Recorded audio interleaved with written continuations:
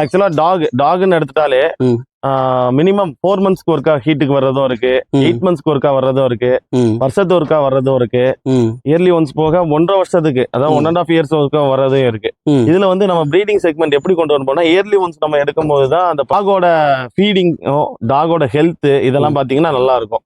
So நம்ம yearly once தான் maximum இது எடுக்கமெண்ட் பண்றோம். ஆமா, அப்படி எடுத்தாதான் நம்மளுக்கும் வந்து அந்த நாயோட ஆரோக்கியம் எல்லாமே இருக்கும். இல்லைன்னா பாத்தீங்கன்னா 4 வயசு 5 வயசுல நிறைய இடத்துல பாத்தீங்கன்னா நல்ல ஒரு 4 வயசு நாயம்பாங்க, ஆனா பார்க்க வந்து ரொம்ப ஏஜ் டாக்ஸா தெரியும்.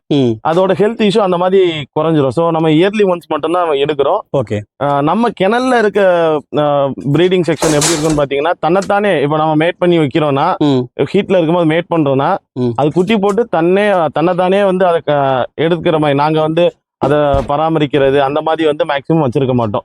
அதாவது தாய் நாயே வந்து அதோட குட்டிகளை வந்து பராமரிக்கிற மாதிரியான செட்டப் தான் நம்ம கொடுத்துருக்கோம். டிவார்மிங், அதாவது இந்த ஸ்டேஜ்ல இத்தனை நாள் குட்டி போட்டிருக்குங்கிற நோட் பண்ணி வச்சுக்கிட்டு அதுக்குள்ள அதாவது ஷெல்டர் ஃபார்ம் மட்டும் தான் நம்ம ஏற்படுத்தி கொடுப்பே தவிர ஃபீடிங் எடுத்துக்கிறது எல்லாமே தன்னைத்தானே.